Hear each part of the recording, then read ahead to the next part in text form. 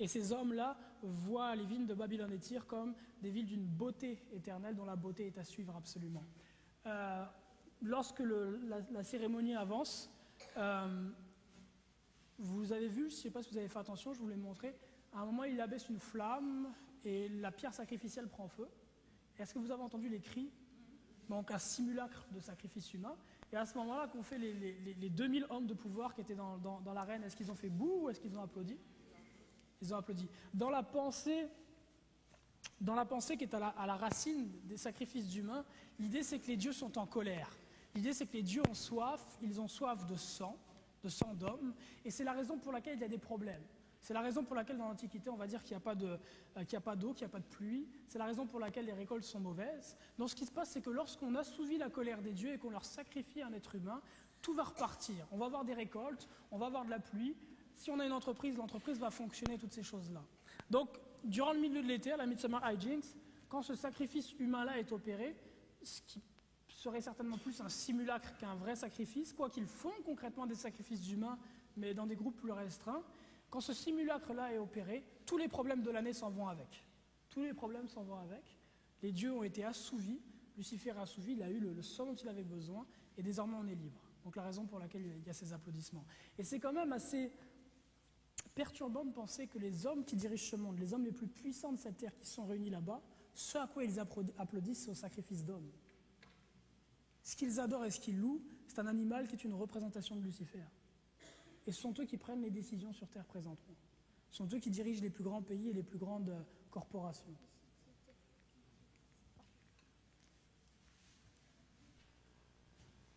Ézéchiel 8, versets 9 à 13 nous dit ceci. Et il me dit, entre et vois les méchantes abominations qu'ils commettent ici.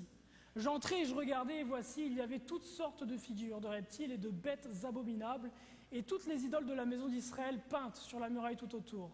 70 hommes des anciens de la maison d'Israël, au milieu desquels était Jaazania, fils de Shaphan, se tenaient devant ces idoles. Chacun l'encensoir à la main, et il s'élevait une épaisse nuée d'encens. Et il me dit, fils de l'homme, vois-tu ce que font dans les ténèbres les anciens de la maison d'Israël, chacun dans sa chambre pleine de figures, car ils disent l'Éternel ne nous voit pas, l'Éternel a abandonné le pays. Il me dit, tu verras encore d'autres grandes abominations qu'ils commettent.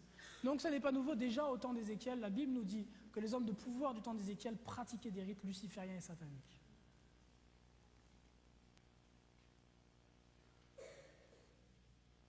Alors nous ne parlerons pas des chevaliers de Colomb, qui est un autre ordre catholique romain très important au niveau de la politique. Nous ne parlerons pas de l'Opus Dei.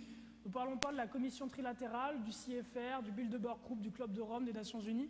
Ils sont d'autres institutions utilisées par le Vatican pour diriger le monde et amener ce nouvel ordre mondial. Le but en fait des présentations n'est pas de rentrer dans le détail là-dessus. Le but des présentations, ce que je souhaite, c'est d'arriver à parler des cultures modernes parce que ce sont elles qui vous touchent, jeunes et moins jeunes au quotidien. Ce sont par ces éléments-là que Satan quotidiennement a la main sur vous et arrive à vous éloigner du chemin de Christ, d'être pleinement des disciples de Christ ayant renoncé à toute chose pour le suivre.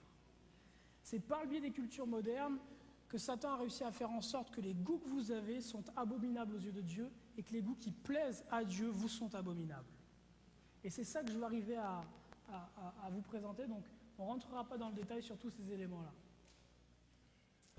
Alors ici, on est sur la fin, il reste... il est quelle heure? Est-ce que quelqu'un a l'heure? 18h, donc il reste 5 minutes, là c'est fini. On va regarder une courte interview de George W. Bush, que je traduirai après. And making it easier for politicians like me to be able to kind of stand and defend our positions that are, I think, very important positions to take. Mr. President, final question. Yes, sir. You said famously, when you looked into Vladimir Putin's eyes, you saw his soul. Yeah. When you look into Benedict XVI's eyes, what do you see? God. Good way to end the interview. Thank you, sir. Thank you, sir. My pleasure. Yes, sir. Thank you. Là, la question que pose le présentateur de EWTN, qui est un grand réseau catholique en Amérique du Nord, à George Bush, c'est, vous avez dit, et c'est fameux, c'est très connu, que lorsque vous avez regardé dans les yeux de Vladimir Poutine, vous avez vu son âme. Et là, George Bush dit, oui, c'est vrai, c'est ce que j'ai dit. Et là, l'intervieweur lui pose la question, et lorsque vous regardez dans les yeux de Benoît XVI, que voyez-vous? Et là, George Bush répond, Dieu. Donc, la conclusion de tout ce qu'on a vu tout à l'heure, c'est que toutes ces institutions-là, les Illuminati, dans lesquelles sont les hommes les plus puissants de cette terre, sont au service des jésuites, et derrière les jésuites, c'est le Vatican qui dirige ces choses-là. Qui dirige le monde aujourd'hui et axe toute chose, c'est le Vatican, concrètement, pour créer un nouvel ordre mondial et détruire le mouvement de protestantisme, on le disait tout à l'heure. Et quel est le fondement du protestantisme? Sola scriptura, le fait de prendre la Bible, l'écriture comme seule autorité. Et croyez-moi, ils ont déjà réussi en bien des choses à détruire l'essence du protestantisme. En ce que l'Église chrétienne d'aujourd'hui, adventiste, baptiste, pentecôtiste, tout ce que vous voulez, est très très loin de l'enseignement des Écritures, extrêmement loin. Donc voici les deux hommes les plus puissants sur cette terre à l'heure actuelle. Vous avez d'une part Joseph Ratzinger, Benoît XVI, qui est représenté ici, qu'on appelle le pape blanc.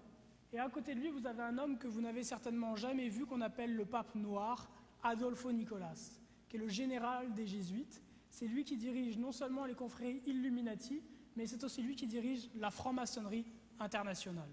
Ça, c'est ce qu'on verra demain. Ésaïe 28, verset 18, nous parle de ces hommes et de ces femmes qui ont fait un pacte avec les ténèbres. Et voilà ce que Dieu dit de ces hommes-là. Votre pacte avec la mort sera effacé. Votre accord avec le Sheol ne se lèvera pas. Le fléau inondant, quand il passera, vous serez piétinés par lui. Ces hommes et ces femmes, Dieu leur promet une mort certaine. Ils n'auront pas la victoire. Il paraîtra pour un temps qu'eux. Mais au final, c'est Christ qui aura la victoire. C'est son royaume qui sera éternel. Alors la prochaine présentation est celle-ci. On verra comment, donc, on a vu aujourd'hui comment le Vatican a créé les jésuites, et on va voir en fait qu'au bout d'un certain temps, les jésuites ayant rétabli l'Inquisition vont se rendre compte que la persécution physique des protestants ne suffit pas pour leur faire abandonner leur foi dans les Écritures. Ce qu'ils vont faire, c'est que pour détruire le protestantisme, au lieu de chercher à détruire physiquement en persécutant et assassinant les protestants, ils vont chercher à détruire la chose de façon spirituelle. Parce que le protestantisme est un mouvement qui est avant tout spirituel. Et ce que vont faire les jésuites, c'est qu'ils vont créer un ordre, nous le verrons demain, la franc-maçonnerie, en Angleterre, dans un pays catholique, au début du XVIIIe siècle, et qu'au travers de la franc-maçonnerie, ils vont intégrer dans tout un tas de doctrines, dans lesquelles un grand nombre de protestants en Angleterre vont rentrer, donc vont quitter le protestantisme pour devenir francs-maçons, et par la suite, à travers la franc-maçonnerie, le Vatican va créer la grande majorité des sectes qui sont nées dans les 2 derniers siècles. Donnez-moi le nom d'une secte, par exemple. La scientologie, on verra que la scientologie a été créée par la franc-maçonnerie et donc le Vatican derrière. On parlera des témoins de Jéhovah, la tour de garde des témoins de Jéhovah. On parlera de Charles Taze Russell, le fondateur de la tour de garde des témoins de Jéhovah, franc-maçon de 33e degré. Vous connaissez les Mormons? On verra que l'église de Jésus-Christ des Saints des Derniers Jours des Mormons a été fondée par un franc-maçon de 33e degré, Joseph Smith. Donc lui aussi, pour le Vatican. On parlera donc de la scientologie. On verra que le fondateur de la scientologie, Lafayette Ron Hubbard, qui a écrit le livre Dianétique extrêmement vendu dans le monde, a été formé par un pygmalion qui s'appelait Aleister Crowley. Aleister Crowley était franc-maçon de 33e degré, au service du Vatican donc. On parlera du New Age, le New Age qui a donné naissance à ce qu'on appelle le postmodernisme, la pensée postmoderne, qui est aujourd'hui la plus répandue parmi la jeunesse, à savoir, je peux résumer ça ainsi, écoute, si c'est ce que tu files bon pour toi, c'est que c'est bon alors. Puis il n'y a pas de vérité, il y a un peu de vrai dans l'islam, un peu de vrai ici, un peu de vrai là-dedans. Ça, c'est la pensée postmoderne, ok? Et cette pensée-là vient du mouvement New Age. C'est une pensée qui est totalement satanique, luciférienne. À l'origine du New Age, on verra que là encore, on a la franc-maçonnerie. On parlera de la religion la plus répandue en Occident, l'évolutionnisme. Et on verra qu'à la racine du renouveau de l'évolutionnisme, parce que c'est une pensée qui est très ancienne, qui date de l'Antiquité, mais on verra qu'à la racine de cette religion-là, puisque c'est une religion concrètement, on a là encore la franc-maçonnerie, et que c'est le grand-père de Charles Darwin, Erasmus Darwin, qui est un franc-maçon puissant, qui a remis au goût du jour cette religion-là, cette doctrine en Angleterre. On parlera aussi du Ku Klux Klan. On verra que le Ku Klux Klan a été formé par les francs-maçons, là encore, notamment un homme appelé Albert Pike, franc-maçon de 33e degré, en Amérique du Nord. Et puis, quoi d'autre encore? Il y a quelques autres mouvements dont on parlera. Et dans cette présentation-là, à la fin, on parlera des francs-maçons, qui ils sont aujourd'hui. Donc on parlera des francs-maçons les plus puissants aujourd'hui dans le monde. On verra des noms de la politique en France. On verra un grand nombre de présidents d'Afrique francophone. On verra des noms d'hommes politiques et de pouvoirs américains. On parlera aussi de la pensée de la franc-maçonnerie. on verra que la franc-maçonnerie, les cultes pratiqués dans la franc-maçonnerie sont lucifériens. On verra les textes qui en parlent. Et donc que ces hommes-là qui sont dedans à des niveaux de pouvoir très élevés sont lucifériens. Un élément qui est très intéressant dans cette présentation, c'est que ça va vous aider à y voir plus clair dans le monde dans lequel on vit, qui est tellement plein de tout un tas de fausses doctrines. Et on ne sait pas toujours faire la différence à savoir c'est quoi qui est bon, c'est quoi qui n'est pas bon. Il y a tout un tas de personnes qui viennent frapper à notre porte et toutes semblent avoir la vérité. Mais si l'arbre sur lequel a poussé une doctrine est mauvais, le fruit, la doctrine en elle-même ne peut pas être bonne. Et c'est ce qu'on va essayer de voir ensemble. Donc, dans cette partie-là, on verra des doctrines qui ont été créées par la franc-maçonnerie pour tous les protestants en général. Dans la partie qui suit, si on a l'occasion de la voir ensemble une autre fois, on parlera des doctrines qui ont été créées par la franc-maçonnerie afro-américaine, qu'on appelle franc-maçonnerie de Prince Hall, spécialement pour les protestants afro-américains et par extension pour vous qui êtes une communauté antillaise essentiellement. Quelles ont été les doctrines qui ont été créées par les francs-maçons afro-américains pour détruire les protestants afro-américains et leur foi dans la parole de Dieu? On parlera de tout un tas de doctrines qui ont été créées par eux, jusqu'à la plus récente, à savoir la culture hip-hop. Et comment est-ce que concrètement le hip-hop est une doctrine qui a été créée par la franc-maçonnerie afro-américaine, avec les preuves à l'appui. Donc c'est un peu le menu pour la suite. Je vous laisse aujourd'hui avec une courte vidéo qu'on appelle un sermon jam. C'est un court sermon de 2-3 minutes qui axe sur l'essentiel, à savoir que s'il y a tout ça qui se passe présentement dans le monde, c'est pour vous éloigner d'une chose. Et pas une chose en fait de vous éloigner d'un homme, Christ. L'homme Christ, le Seigneur Jésus, Dieu dans la chair. Tout est fait sur cette terre pour vous éloigner de lui. Et je veux finir cette présentation par une vidéo d'un prédicateur, un grand prédicateur, Southern Baptiste, qui s'appelle Paul Washer, et qui va vous parler de l'importance de vous accrocher à Jésus et au message de l'Évangile. No one has ever been able to bear the preaching of the gospel. They will either turn against it with the fierceness of an animal or they will be converted. Throw yourself upon Christ. Trust in Him. Trust in Him. We are not called to build empires. We are not called to be accepted. We are called to glorify God. Eternity.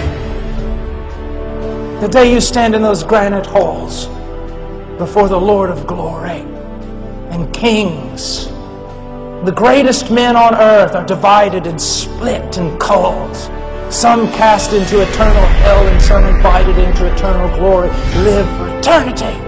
These Olympians, how majestic they are, but only for a moment. They start training when they're 4 and 5 years old. They never do anything but train until they're 22. They run a 9-second race for a medal they hang up, and that's it. Cannot you give equal for eternal things? There is one there who is infinite in glory, and you will spend an eternity of eternities tracking Him down, and you will never get your arms even around the foothill of His mountain. I can't live like this anymore. I can't live just reading books. I can't live just reading about revivals and about people who knew somebody who knew somebody who knew somebody who knew you. So many different things you want to know and do, and all the books. Get out a book on God. This one. For it is for this we labor and strive, because we fixed our hope on the living God. This is not some martyr thing in which we uselessly give our lives to nothing only to be pulverized without hope. No! We serve God, and God will honor us. We have fixed our hope on that, and that gives us strength. Strength. Oh, this life is a vapor. I'm 47, but yesterday I was 21. Where did it all go? It is a vapor. While you have strength, preach. I praise God that in His providence as a young man, I spent myself in the Andes Mountains and in the jungles of Peru doing what I no longer have the strength to do. While you are a young man, while there is strength in you, labor with all your might. Take those stupid video games of yours and crush them under your feet. Throw the TV out the window. You were made for greater things than these. If you're a child of the King, nothing on this earth can satisfy you. Nothing. I want the power of God on my life. Then something's got to go. I want to know Him, then some separation has to occur. Anything it takes, you have to literally be before the Lord. Lord, anything it takes. Anything it takes.